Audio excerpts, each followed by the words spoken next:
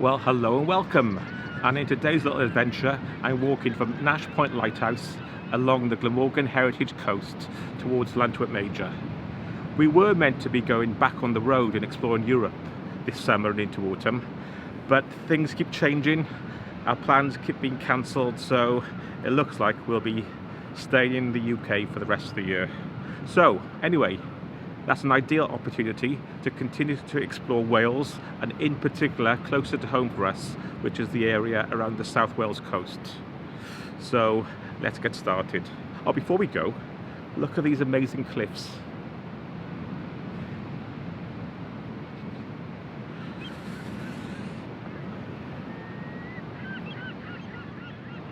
So today's routes, we'll be walking from Nash Point Lighthouse along the tops of these amazing cliffs towards Llantwit Major, and on the way you get brilliant views of Devon, Somerset and the Bristol Channel. And amongst these cliffs we're going to come across little coves where hundreds of years ago pirates and smugglers used to hang out. Also, we'll be going past the former home of William Randolph Hearst. If you don't know who he was the American newspaper tycoon who Orson Welles based his character Citizen Kane on. We've actually been to his other famous house in California, Hearst Castle in San Simeon. That was really interesting and over the top. So enough chatter, let's get going. I forgot to mention, this stretch of the Glamorgan Heritage Coast is really good for fossils and fossil hunting, especially ammonites.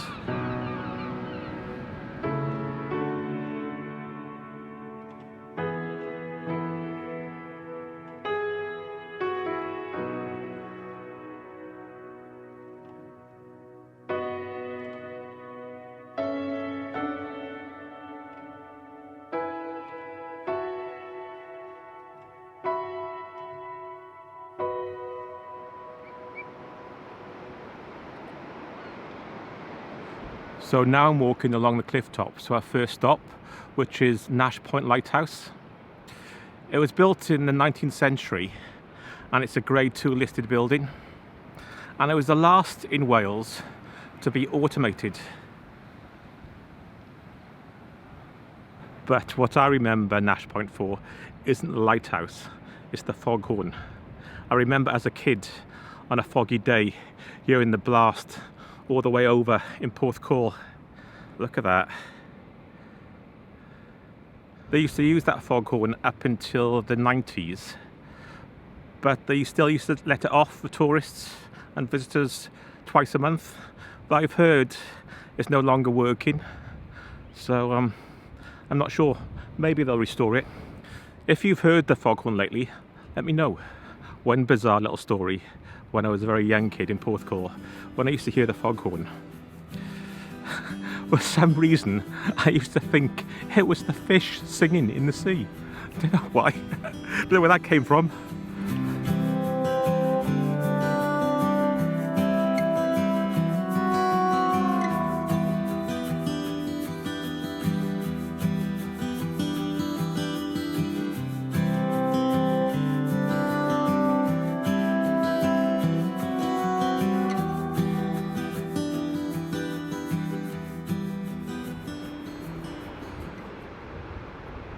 As I've mentioned, as you walk along the cliff tops, you get really good views across the Bristol Channel over to England and Somerset. I'll stick in a photograph because I've got a wide angle lens on this, so it may look better in a photograph. Anyway, here it is.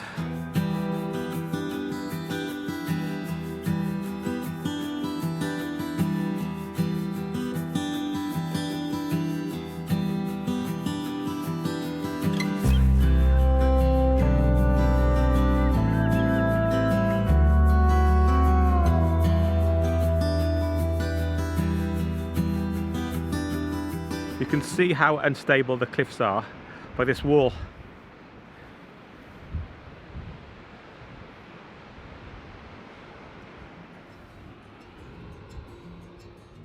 So I've just entered a little wooded area I think the path drops down to St. Donat's Bay.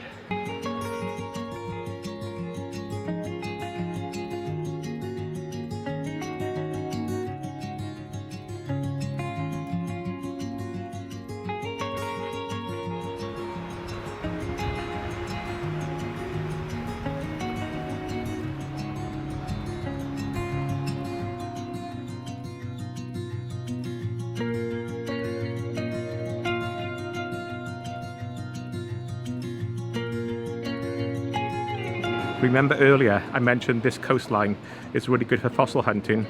Come and have a look at this.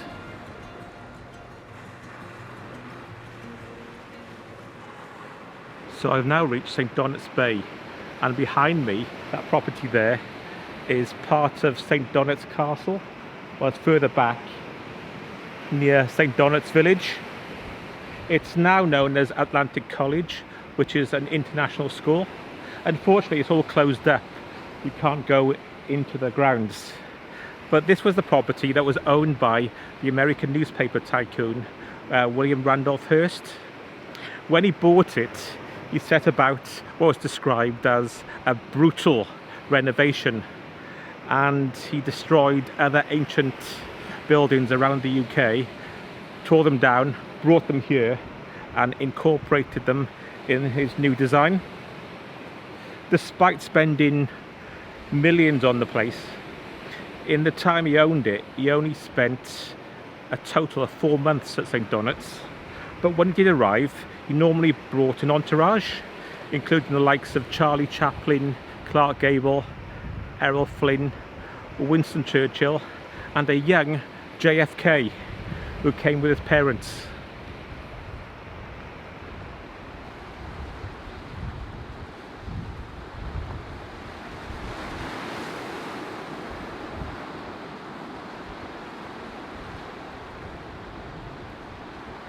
So I'm now off to Tresilian Bay, which is meant to be haunted. Ooh.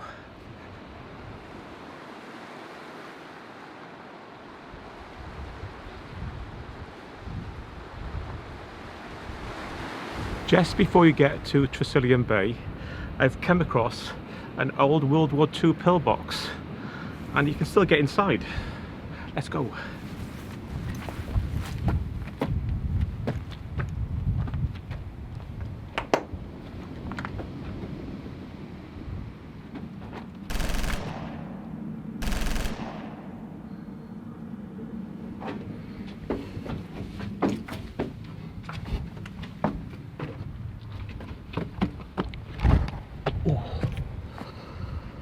On the beach of Tresilian Bay, there's another couple of pillboxes, and there's one over the other side as well.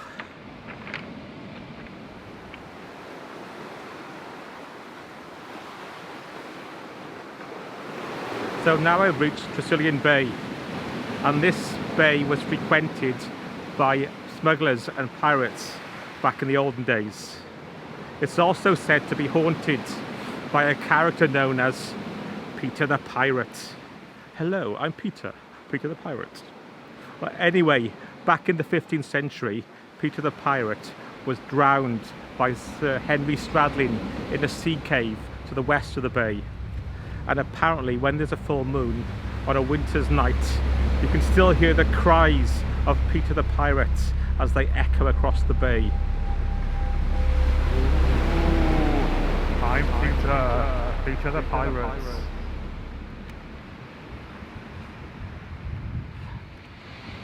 I think he could have come up with a better name. Imagine him at a pirate club. What's your name? Blackbeard. What's your name? Peter the Pirate.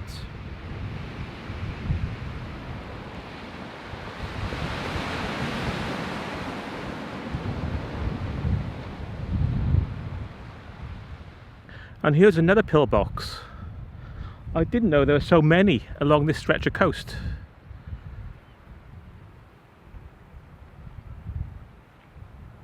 So now I've reached Llantwit Major, and apparently this is where the Vikings used to land and raid the town. And there's a legend that the locals got so fed up with this they laid on dancing girls and drink for the Vikings. And when they were a little worse for wear, the locals pounced. So I don't know if it's true, but this victory apparently was marked by the town on the 3rd of May. I don't know if it still is. If you live in Llantwit Major, do you still celebrate the 3rd of May? Let me know.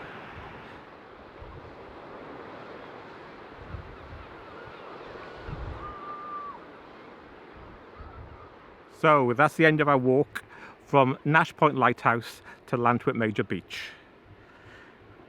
It was about 3.5 miles. And if you enjoyed, I want to see some more videos of places to see in Wales. Shameless plug, check out the playlist below or the channel Fly Drive Explore.